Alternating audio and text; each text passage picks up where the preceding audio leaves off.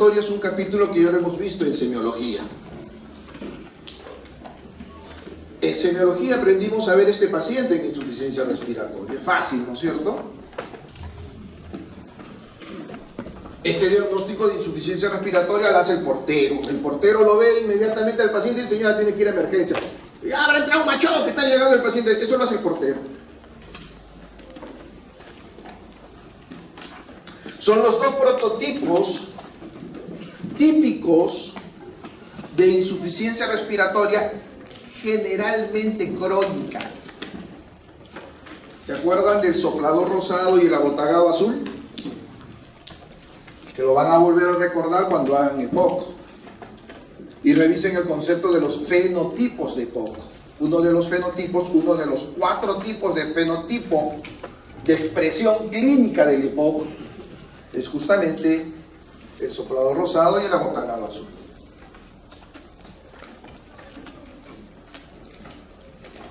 Entonces, este cuadro lo conocen bien, es un resumen de lo que tienen que tener siempre presente en neumología. Conocer qué cosa es vía aérea superior, conocer qué cosa es vía aérea inferior, conocer qué cosa es aire ambiental y cuáles son las presiones atmosféricas,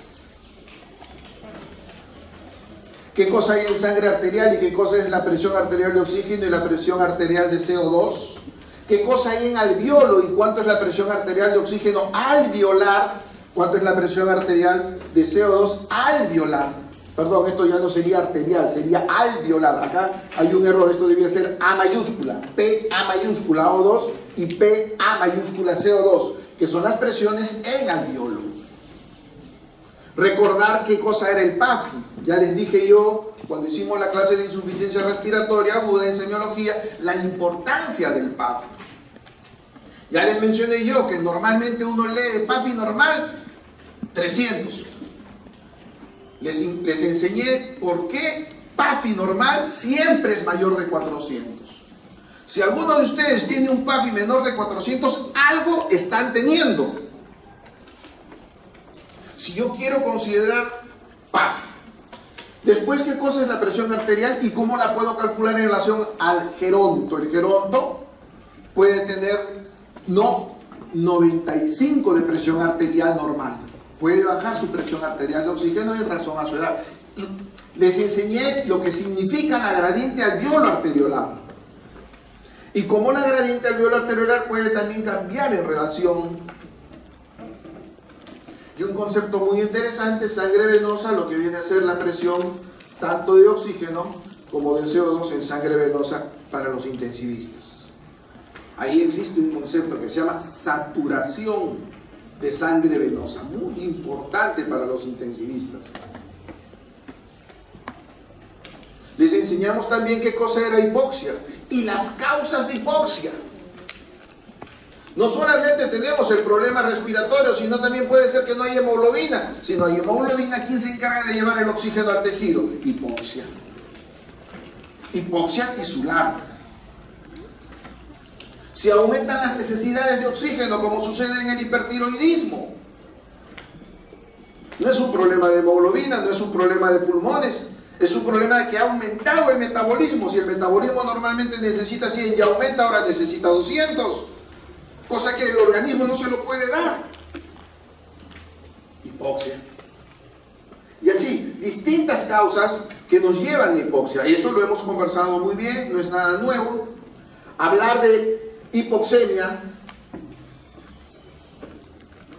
límite normal hasta 80, y de ahí hacia abajo, en donde 60, ya conocen ustedes, 60 hacia abajo es insuficiencia respiratoria. Pero 60 hacia abajo, ¿qué significa? Una saturación de 90. Hasta el cansancio en semiología les coloqué, porque todo el mundo ahora maneja pulso oxímetro. Cosa que no todos tienen gases arteriales a la mano para hacer. Pero sí todos también tienen un pulso oxímetro. Un paciente que llega por emergencia, le ponen su pulso oxímetro, tiene 90 de saturación, tengan la plena seguridad que ya está en insuficiencia respiratoria. Doctor, ¿y si tiene 91? Probablemente no esté en insuficiencia respiratoria. ¿Por qué? Porque insuficiencia respiratoria es de 60 hacia abajo. Conocen lo de la disociación de la curva de oximoglobina. Y ahí está lo de 60. Y ahí está prácticamente 60 de PO2 con 90 de saturación. El paciente de repente está acá, en 90, pero si tiene estas características, su PO2 de repente está en 80. O si tiene estas características, está mucho más abajo a pesar de que esté en 90. Por eso el promedio siempre, fíjense en su pulsoxímetro 90. Si es por encima de 90, preocúpense un poquito. Lo normal, 95 de saturación hacia arriba. Pero si su paciente tiene menos de 90, demórense un poquito y pregúntense: ¿tiene pintadas las uñas? ¿Mi pulsoxímetro tiene pilas? Ven que el paciente no tiene pintadas las uñas, ven que su pulsoxímetro está con batería. Échense a revisar qué está pasando con ese paciente que tiene 90 de saturación, porque su presión arterial de oxígeno es de insuficiencia respiratoria. Doctor, pero si el paciente está sentado, algo tiene que estar pasando. No estudian medicina para manejar cifras. Esa es la gran discusión que siempre se maneja en los hospitales. Pero demórense un poquito, porque un paciente no tiene por qué tener 90 de saturación. Así esté sentado, sin polimia, sin nada. Algo tiene que estar pasando. Recuerdo un general que llegó, se le había comenzado a dar... ahorita me acuerdo del nombre. Y llega a emergencia saturando 89. Y él tranquilo, entró caminando. Manejó su carro, entró caminando. Y la enfermera me llama... el emergencista me llama: oye Pedro, ven, mira esto, el paciente está sentado, un coronel en actividad, saturando 89. Se le toman los gases arteriales, estaba con un PO2 de 57 y él estaba sentado tranquilito. Estaba haciendo metemoglobinemia por el medicamento que le estaban dando.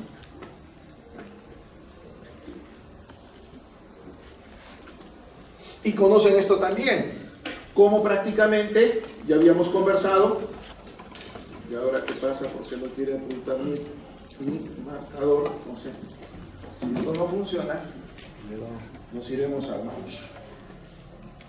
Saturación de 60. ¿Se ve? Sí. Saturación de 60. Presión arterial de oxígeno menos de 60. Perdón. Saturación de 90. Presión arterial de oxígeno menos de 60. Hipoxemia. Insuficiencia respiratoria. Ya no es cualquier hipoxemia. Insuficiencia respiratoria. Si nuestra saturación baja alrededor de 80, 75, cianosis. Si nuestra saturación baja alrededor de 50, daño celular. ¿Y dónde es el daño celular? Nuestra neurona depende de oxígeno y de glucosa. Le quitas oxígeno, le quitas glucosa, y saben que la neurona no tiene regeneración.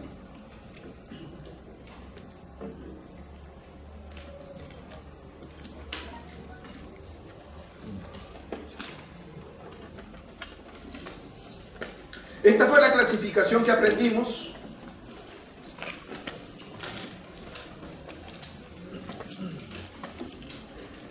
Esta fue la clasificación que aprendimos, tipo 1 y tipo 2.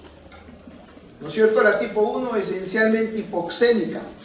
La tipo 2 esencialmente hipercápnica. La tipo 1 esencialmente oxigenatoria, y se nos metió a la cabeza lo que significa eso. La tipo 2 esencialmente ventilatoria. Y se nos metió a la cabeza esencialmente lo que significa eso. Una con gradiente alveolar arteriolar elevada, la otra con gradiente alveolar arteriolar normal. Una cuyo mecanismo esencialmente es la alteración ventilo-perfusión o shunts. Y la otra en donde realmente hay una hipoventilación alveolar. Eso lo aprendimos en generalidades. Teníamos los parámetros bien claros en semiología, tanto de la tipo 1 como de la tipo 2. En la tipo 2, esencialmente la presión de CO2 mayor de 50, cosa que no se afectaba o se afectaba muy poco en la tipo 1. Muy bien. Las causas que aprendimos. Pero cuando hacíamos nuestras prácticas no eran así de puras. No teníamos a un paciente que estaba solamente en el tipo 1, un paciente que estaba solamente en el tipo 2 y podíamos meterlas en la clasificación. Teníamos pacientes del tipo 2 que tenían etiología del tipo 1 y pacientes del tipo 1 que tenían etiología del tipo 2. Entonces la clasificación va cambiando. De lo que era básico, ahorita vamos a llegar a lo que tienen que aprender. Entonces, ¿qué cosa es insuficiencia respiratoria? La incapacidad del sistema respiratorio para realizar un intercambio gaseoso. La incapacidad del sistema respiratorio. Cuando hablamos de hipoxia, había distintas causas de hipoxia. Una de esas causas era la respiratoria. Entonces, ¿qué es insuficiencia respiratoria? Es eso. Es cuando la hipoxia es por problema respiratorio, esencialmente. Y para eso es muy importante, aprendimos el centro nervioso. Si el tronco encefálico, especialmente se compromete la protuberancia, porque ahí es el tronco del sistema retículo endotelial, el retículo activador ascendente, el mantenerse despierto. Si no se mantiene despierto, ¿cómo respira? La pared torácica, si la pared torácica no se mueve, ¿cómo respira? ¿Cómo ventila? El sistema de vía aérea, que llega hasta el alveolo, bronquios, hacia arriba, problema ventilatorio. Alveolo hacia abajo, membrana alveolar y circulación, problema respiratorio. Y eso lo aprendimos.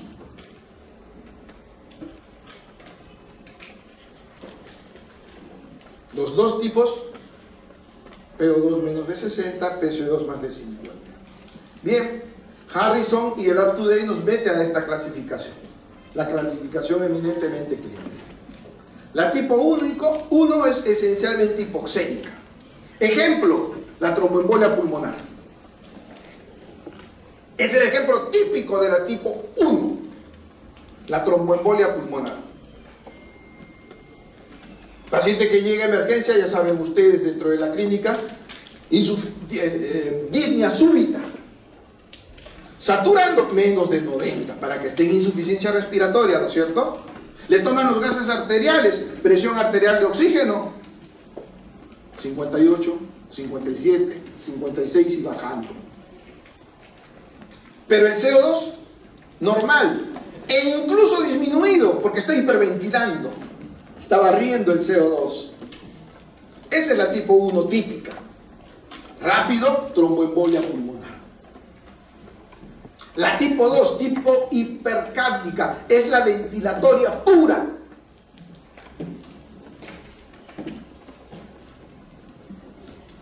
Es donde el fuelle mecánico falla. Un Guillain-Barré no puede mover los músculos intercostales, no puede ventilar. Rápidamente retiene CO2.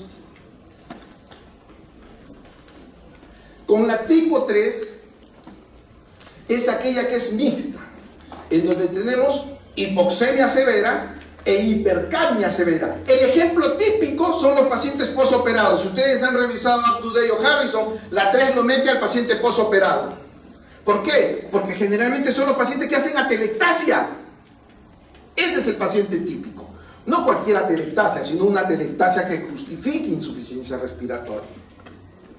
Son los pacientes con EPOC, son los pacientes con asma, son los pacientes con hiperactividad bronquial, que son operados y no se les ha tomado, no se les ha dado las medidas adecuadas. En el posoperatorio comienzan a secretar moco y ¡plop!, tapan los bronquios.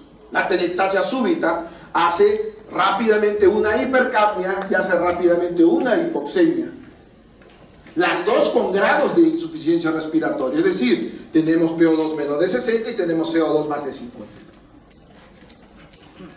Y por último, la de cuidados intensivos, ¿no? Mixta más hipotensión o shock.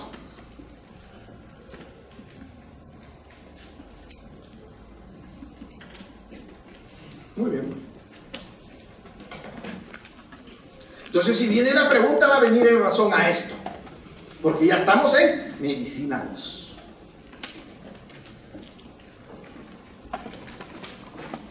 La clasificación razón al tiempo, qué cosa es agudo y qué es crónico. Acuérdense que la terminología de agudo y crónico la pusimos. Crónico es aquel que ha desarrollado mecanismos compensatorios de la hipoxemia.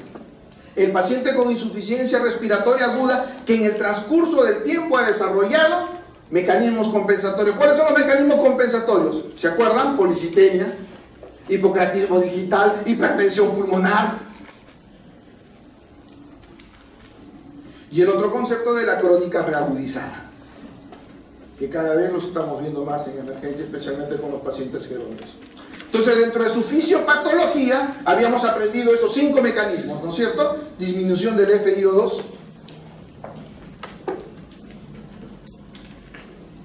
el paciente que entra a respirar humo de incendio, ese humo de incendio, la presión arterial de oxígeno comienza a disminuir porque es rápidamente cambiada por otros humos. Disminución del FiO2. La hipoventilación alveolar, como ya hemos conversado. Y de ahí entramos al desequilibrio ventiloperfusión, cortocircuito derecha-izquierda y alteraciones de difusión, que lo hemos desarrollado muy bien en la fisiopatología en medicina 1. Entonces tenemos 2 grandes fisiopatologías de insuficiencia respiratoria. Falla de bomba, ventilación, neurológico, déficit de estímulo, sobrecarga, fatiga muscular, hipercápnica. En el otro lado, alteración del intercambio, alteración de la hematosis, alteración ventiloperfusión, difusión y shunts, esencialmente hipoxémica. Esto lo teníamos muy bien claro. Estos pacientes, gradiente alveolar arteriolar, normal. Estos pacientes, gradiente alveolar arteriolar, alterado. Y ahí teníamos nuestro cuadro diferencial. Ahí teníamos ya nuestro cuadro diferencial. Muy importante la respuesta al FiO2. Estos pacientes tienen el gradiente alveolo arteriolar alterado, pero cuando les ofrecemos FiO2 1, es decir, oxígeno al 100%, miren, corrige el desequilibrio, corrige la alteración de difusión, corrigen parcialmente, pero ¿quién no corrige el efecto shunt?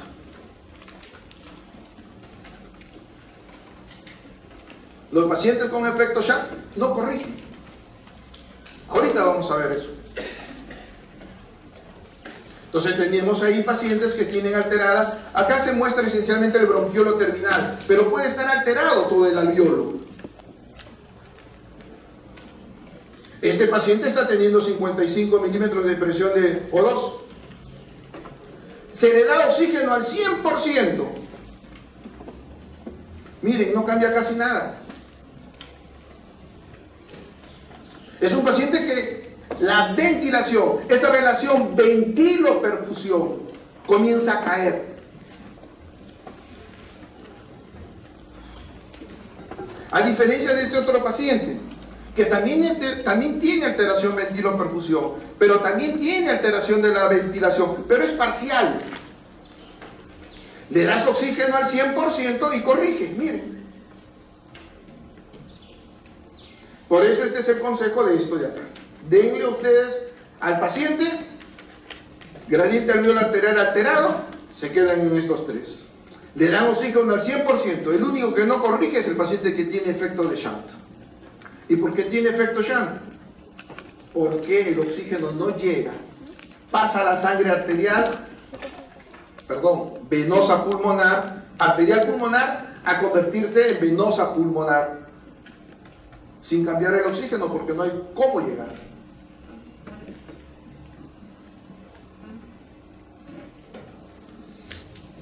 Eso lo conoce muy bien, como la hipoxemia justifica distintas patologías y distintos daños, desde el daño cerebral, ya sea por hipoventilación, hasta el famoso diestrés respiratorio del adulto,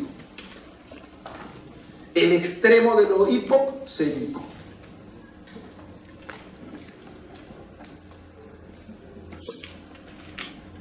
El cuadro clínico lo conocen.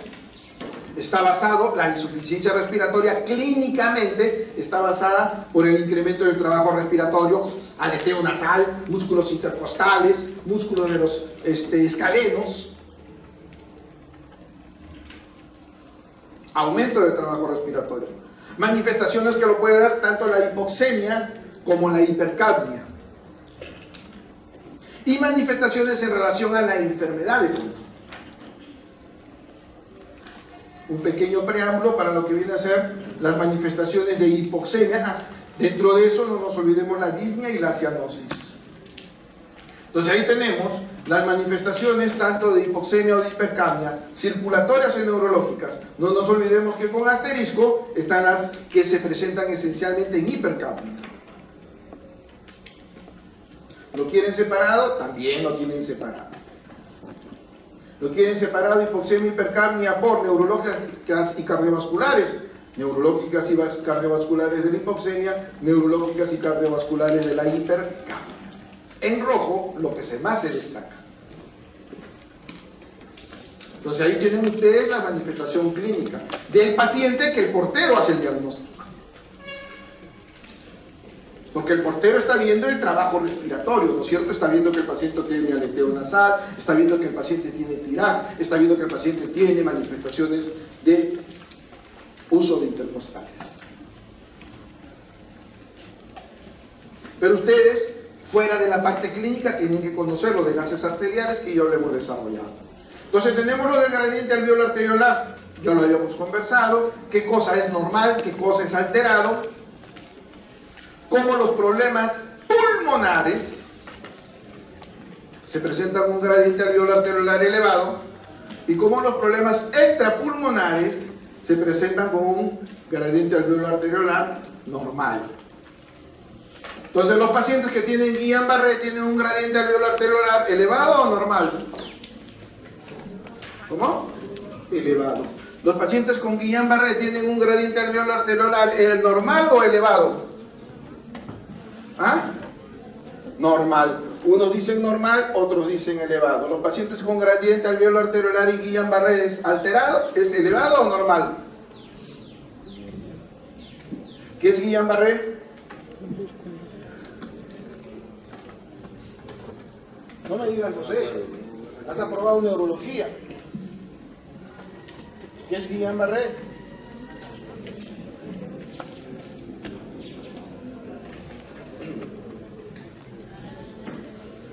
Famosa poli, radículo, neuritis aguda, en donde el paciente tiene parálisis de los músculos, dentro de ello de los músculos respiratorios. Y si el paciente tiene parálisis de los músculos respiratorios, ¿puede ventilar?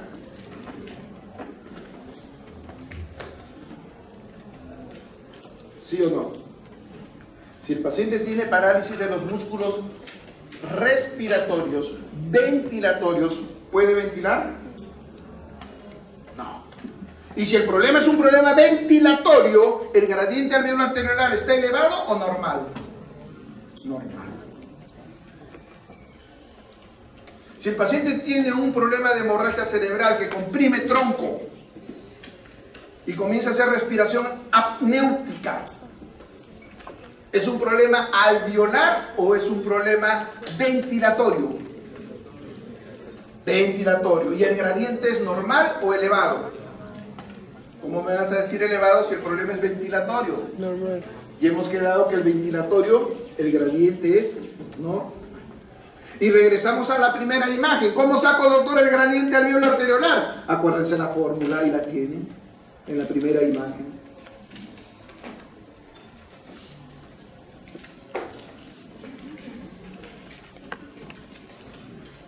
Una radiografía completamente normal que comienza a aparecer una radioopacidad que comienza a comprometer el lóbulo superior. ¿Tiene broncograma aéreo o no tiene broncograma aéreo? Sí tiene broncograma aéreo. Diagnóstico. Diagnóstico radiológico, porque no les he dado la clínica, ¿no es cierto? Un cuadro de consolidación. Es su diagnóstico radiológico. Generalmente eso es Neumonía. Entonces la clínica va a ser compatible con neumonía, pero existen otros cuadros de diagnóstico diferencial. Y esto se convierte rápidamente en esto. Miren. Entonces vamos a entrar dentro de un rato a la principal causa de radioopacidad homogénea bilateral no cardiológica. El diestrés respiratorio del adulto, diestrés respiratorio agudo. Muy típico, ahora que nuevamente está regresando el H1N1. Muy bien. Entonces necesitamos tener algunos parámetros. Les dije, medicina 2 no solamente es clínica, medicina 2 es laboratorio, insuficiencia respiratoria clínica, insuficiencia respiratoria laboratorial, gases arteriales e insuficiencia respiratoria radiológica. Entonces ya tienen los parámetros radiológicos, paciente con insuficiencia respiratoria aguda, con radiografía torácica, radiología de tórax, con opacidad pulmonar localizada. ¿Se acuerdan esa imagen localizada? Puede ser una neumonía, puede ser atelectasia, puede ser aspiración, puede ser hemorragia alveolar localizada o puede ser infarto pulmonar. Si tiene broncograma aéreo, eso es neumonía. Por eso es muy importante buscar el broncograma aéreo.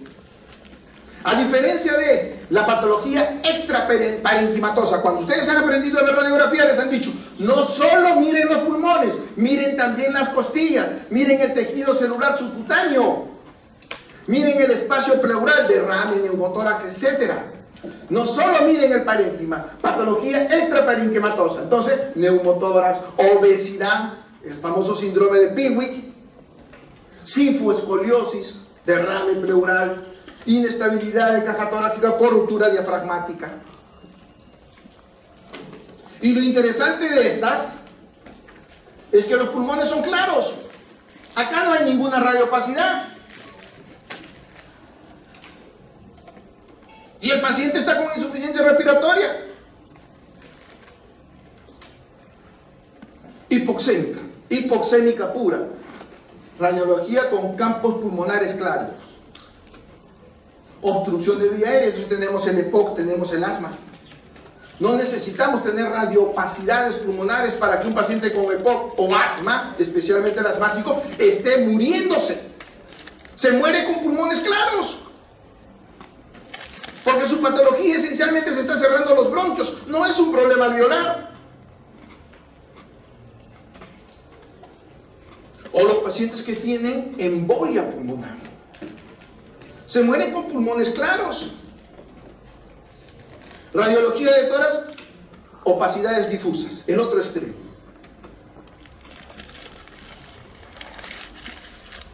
Esto es hipoxemia. Esto es hipercapnia. Pacientes que tienen hipercapnia con gradiente alveolar arterial normal. Esencialmente, como ven ustedes, es patología ventilatoria. Y por lo tanto los pulmones son limpios. Pero el paciente se está muriendo por retención de CO2 porque tiene una hemorragia de tronco encefálico.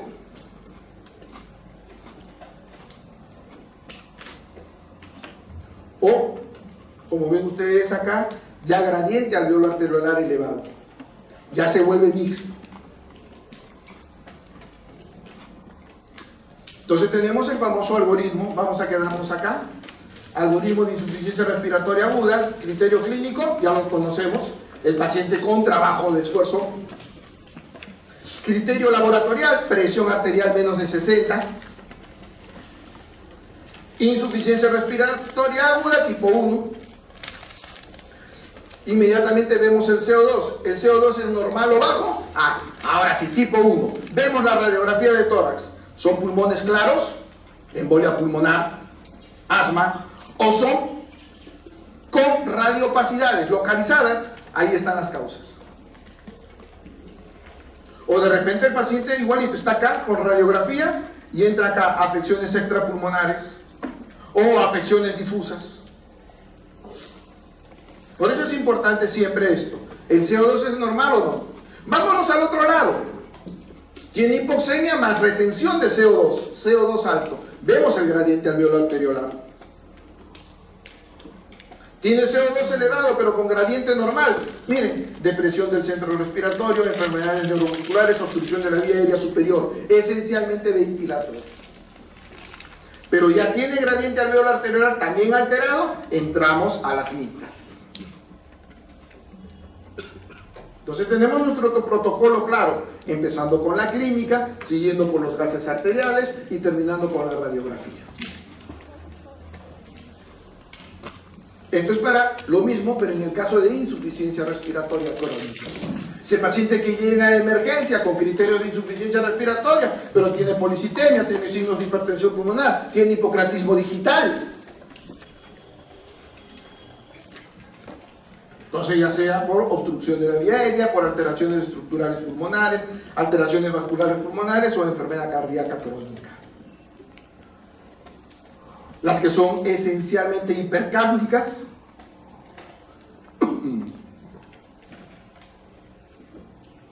y con patología crónica pulmonar, EPOC, asma, bronquiectasia, fibrosis quística. Muy bien. Hasta ahí estaríamos completando prácticamente lo que ya conocíamos de insuficiencia respiratoria. La parte de medicina 2, terapéutica. Paciente con insuficiencia respiratoria aguda, nos fijamos esencialmente en el oxígeno. Paciente con hipoxemia, estamos hablando de la tipo 1. Hablo de insuficiencia respiratoria, es decir, presión arterial de oxígeno menos de 60. Cuando es agudo, me preocupo subir a por lo menos 90 de presión arterial de oxígeno. Cuando es crónico, me preocupo en mejorar la saturación. Ese paciente está con 80, con 89. Su saturación me basta a mí que esté en 90. Es decir, porque el paciente crónico tolera muy bien la hipoxemia. En cambio, el paciente agudo no. No se olviden más aún, el paciente crónico, especialmente el retenedor de CO2, cambió su chip. Especialmente el retenedor de CO2 cambió su chip. Y necesita tener CO2 elevado. Tú le das 100% de oxígeno, baja el CO2. Y se deprime, se duerme. Hace apnias. Lo matan. Especialmente el crónico hipercápnico. Entonces, mucho cuidado.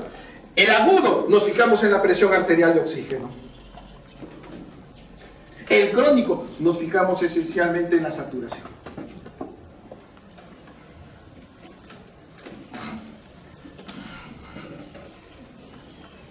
Entonces, para dar oxigenoterapia tenemos distintas máscaras, distintos materiales. Materiales de bajo flujo, cánula binasal, mascarilla simple, bolsa de reservorio. Sistemas de alto flujo, el famoso sistema Venturi. Y por último, ventilación mecánica, veremos algo dentro de eso. Bajo flujo, inmediatamente cánula binasal. Tienen los beneficios, pero también tienen las desventajas. El viejito ese que está... le ponen cánula binasal. ¿Qué está respirando? Por la boca. ¿Está respirando oxígeno? Entonces lo que tú dices, yo le voy a dar 3 litros de oxígeno por cánula binasal. ¿Ustedes creen que está respirando 3 litros? Esa es una gran desventaja. El paciente que preferentemente respira por la boca. Tiene un problema de asma, tiene un problema de rinitis alérgica, le estamos dando oxígeno por la nariz, pero si está tapado. Es decir, la concentración de oxígeno que yo le doy con cánula binasal muchas veces no es la que yo quiero darle. No es la óptima. Entonces, esas son las desventajas. El oxígeno seca la mucosa, por eso hay que darle oxígeno húmedo, no se olviden.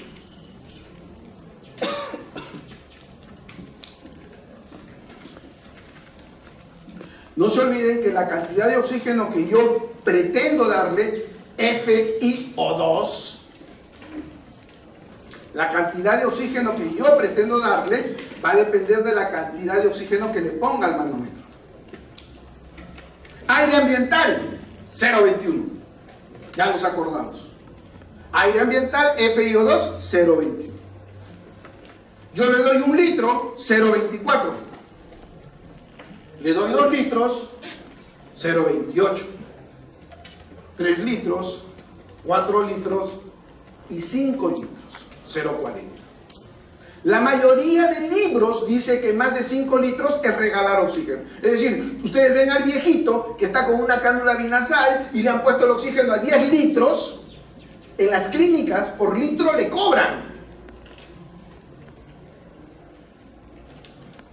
En las clínicas por litro le cobran. Cobran hasta lo que respiran en el aire, dice el comentario popular. Entonces tú le das cánula binasal 10 litros, estás regalándole a la clínica el costo de 4 litros o 5 litros. No tiene ninguna lógica. La mayoría del libro se queda en eso. 5 litros por minuto es un FiO2 de 0,4. Y estoy seguro que eso se lo van a decir todos sus profesores de práctica. Más de 5 litros están regalando oxígeno. La parte psicológica, doctor, bueno, como no es su bolsillo. Mascarilla de oxígeno simple. Tienen ahí sus indicaciones, pero también tienen sus desventajas. El paciente que se va a alimentar, le quitan la mascarilla de oxígeno para que se alimente, desatura. Entonces, todo tiene su ventaja y su desventaja. Igual la mascarilla de reservorio. Nos vamos al sistema de alto flujo. Y entrar al sistema de alto flujo es entrar a las máscaras de Venturi. Vamos a ver por qué se les llama sistema de alto flujo. Porque necesita concentraciones de oxígeno fijas. Y que nuestro aparato esté en un determinado número. Para así estar seguro que lo que le estoy ofreciendo de oxígeno sea lo adecuado. Lo vamos a ver en un ratito. Entonces ahí tenemos un resumen de lo que significa los sistemas de bajo flujo, cánula de oxígeno, máscara de oxígeno, máscara reservoria. Esta, olvídense. Y los sistemas de Venturi. Tenemos dos tipos de sistema de Venturi. Los hospitales depende plata para qué quieren comprar. Los dos son buenos y son adecuados.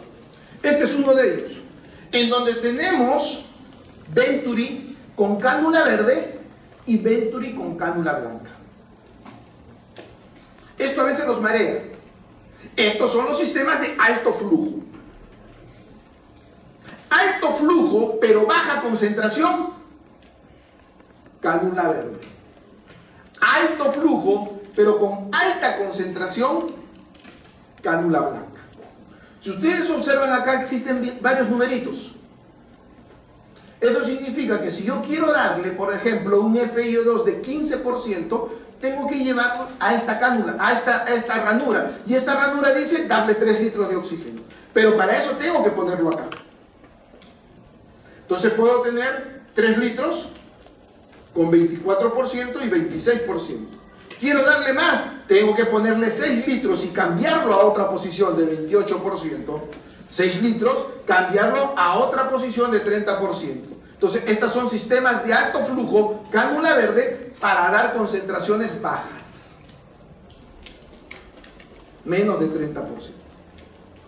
Si yo quiero darle concentraciones altas, por encima de 30%, 35, 40 o 50%, tengo que cambiar la cánula.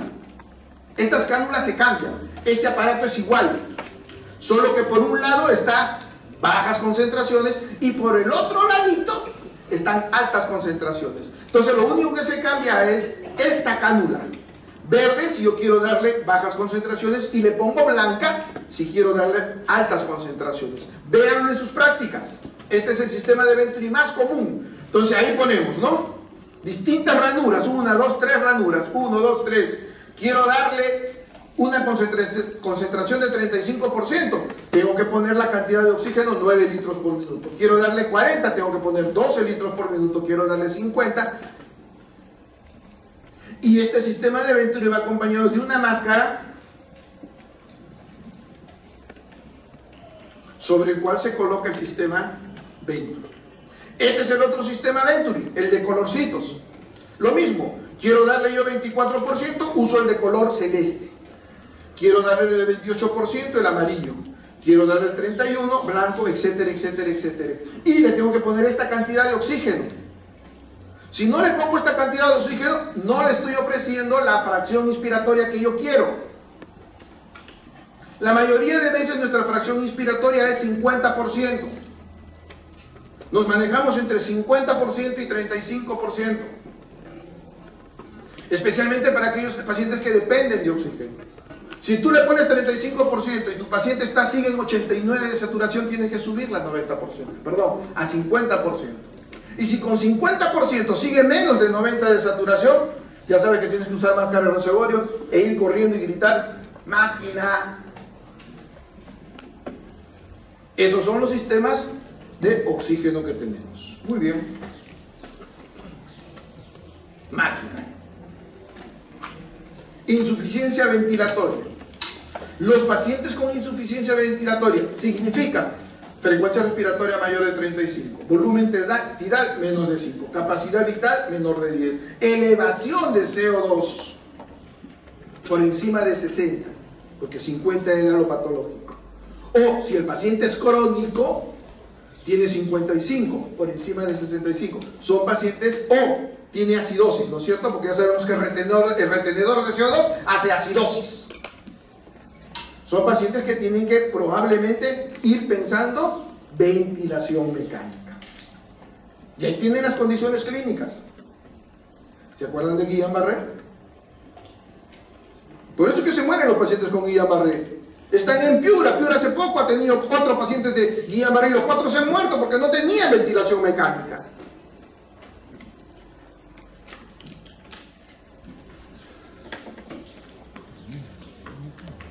Eso fue CO2. Insuficiencia oxigenatoria, cuando el gradiente está por encima de 450. Cuando el PO2 es menos de 55, a pesar de la reserva de oxígeno, a pesar del tratamiento con oxígeno que le están dando ustedes. ¿No? La capacidad de mantener un PO2 por encima de 60, a pesar de que tiene un oxígeno al 50%. Tienen que comenzar a decir, intensivista, acá tengo un paciente para ti. Expresiones clínicas, hipoxémica, ¿no? Diestrés respiratorio del adulto, shunt importante, alteración ventilo-perfusión importante o shock cardiogénico. Y ahí tienen justamente los valores normales y las indicaciones para ventilación mecánica. Y eso es lo que tienen que conocer como médicos generales, porque no se queden. Tienen su paciente que está con un PO2 de 58, le están dando ustedes oxígeno casi al 100%, ¿qué esperan? Tienen que llamar al intensivista, tienen que ofrecerle máquina. ¿Qué están esperando? ¿Que el paciente haga arritmia cardíaca? Entonces son las cosas que como médico general tienen que decir, esto ya no está en mi campo, esto no lo puedo manejar. Si trato de manejar esto por mi orgullo, me convierto en agente 007. Y luego la excusa, ¿no? Era un paciente que estaba grave, por eso se murió. No, no se murió por eso, se murió porque no reconocimos que teníamos que transferir inmediatamente a ese paciente.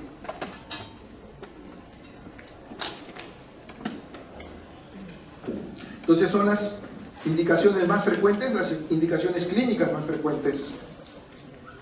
¿Estamos bien? Ya entra ahorita la otra. Bien, el cuadro clínico más típico que quería conversar con ustedes es el de diestrés respiratorio del adulto o agudo. Este es un panorama histórico de cómo empezó en 1971, 1984, 1994 y nos comemos todo eso para llegar al estado actual. Criterios para diestrés respiratorio agudo. En primer lugar, que tiene que ser agudo. ¿Qué significa agudo? Ya se parametró, menos de 7 días. Y si tiene más de 7 días, ¿puede ser agudo? Sí. Pero ya las posibilidades comienzan a bajar. Como se les toma en el examen, ¿qué es lo más probable para considerar a un paciente en estrés respiratorio agudo? 7 días, 8 días, 9 días, 10 días.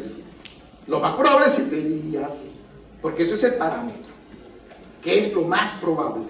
Entonces, primero, que sea agudo. Segundo, que tenga una radiografía de tórax con infiltrados alveolares intersticiales bilaterales. Tiene un patrón como el de la neumonía, un solo foco. ¿Eso es de estrés respiratorio agudo? Es lo menos probable. Para que tenga alta probabilidad de ese diagnóstico, tiene que ser infiltrados bilaterales. Tiene que haber ausencia de hipertensión en la aurícula izquierda. Y eso tiene dos significados. Uno, presión capilar pulmonar menos de 18. Pero ¿a cuántos pacientes le podemos poner un catéter Sondheim si medir presión capilar pulmonar? Solo los que están intensivos. Sin embargo, si estamos en las capitales, ya tenemos un recurso: ecocardiografía. Función sistólica y diastólica del ventrículo izquierdo, normal. Entonces, si el paciente cumple esos criterios, podemos considerarlo de estrés respiratorio del adulto. ¿Por qué es importante tener presente esa posibilidad? Porque es importante que el médico general, porque ese paciente va a ventilación. No tenemos otra forma de ofrecerle oxígeno adecuadamente. Por eso es importante diagnosticarlo. Esta tríada: agudo, infiltrado bilateral, presión capilar pulmonar o función cardíaca sistodiastólica normal, se presenta. Ahora sí, lo vamos a catalogar en un 10-3. Es decir, el FiO2 no me diagnostica, me cataloga esta tríada, así es leve, moderada o severa. Y para eso utilizo el PAFI. Doctor, pero el libro dice PAFI menos de 300, injuria pulmonar, menos de 200 y estrés respiratorio. No esperen que esté menos de 200. Cuando está menos de 200, ya es moderado y se va severo. ¿Ya lo perdieron?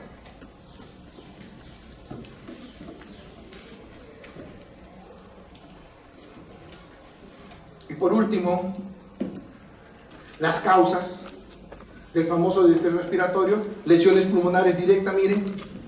Puede empezar como una neumonía y se generaliza.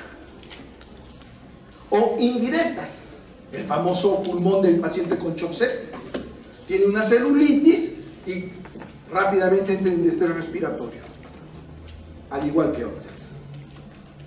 Tratamiento: estas son las fases que se encuentran, lo tienen muy bien registrado en Harrison y en UpToDate. Hay una fase de edema, membrana hialina, inflamación intersticial y por último fibrosis. Ese paciente que está un mes en ventilación mecánica y no lo podemos sacar. ¿Y por qué no lo podemos sacar? Porque generó fibrosis. Y eso lo ven muy bonito acá. Edema lo podemos sacar rápido. Membrana hialina, algo podemos sacarlo. Pero entra esto a inflamación intersticial y fibrosis, no lo sacamos. Entonces nuestro diagnóstico tiene que ser acá. Y ahí lo vemos, ¿no? Lo normal y cómo comienza a llenarse de proceso inflamatorio. Para el último, llenarse de proceso fibrótico. Esto se los dejo como cultura general para lo que significan los receptores TOL. Para los cerebritos que van a querer sacar 20, documentense en lo que es receptores TOL, UpToDate y Harrison. Entonces ahí tienen el famoso pulmón de estrés respiratorio. Criterio radiográfico: imágenes bilaterales. Criterio clínico: agudo. Criterio laboratorial: la ecocardiografía que nos diga que no hay disfunción sistólica, no hay disfunción diastólica, y si tengo la suerte de ponerle un Sondheim, que tenga una presión capilar menos de 18.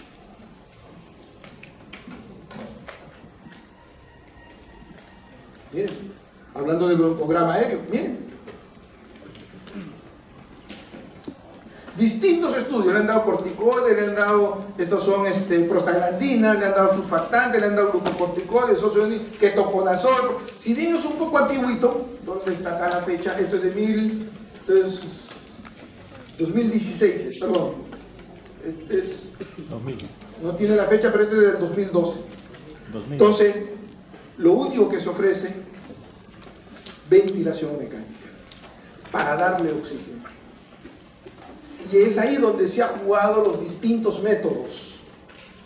Mientras menos PIP, presión inspiratoria, mientras menos hinchado esté el alveolo, menos lesiones secundarias se van a tener. Pero eso ya es del intensivista. Lo importante que tienen que saber ustedes es que un paciente con esos criterios, llamen al intensivista. No se queden con ese paciente. No esperen. ¿Alguna pregunta?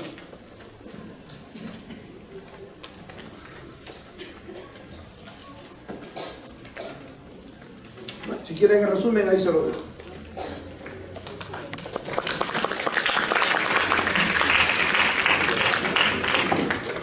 ¿Qué cosa hay en las 90 y tantas imágenes de las clases? Las distintas etiologías y los distintos cuadros clínicos que se van a ir desarrollando conforme se va avanzando el capítulo de neumología. Pero, ¿cuáles son los criterios de insuficiencia respiratoria? Ya los vimos. ¿Cuál es la terapia con oxígeno y qué se utiliza para terapia con oxígeno? Ya lo hemos revisado. ¿Y qué son los criterios para el concepto de distrés respiratorio agudo? Ya lo hemos revisado. Muy bien, muchísimas gracias.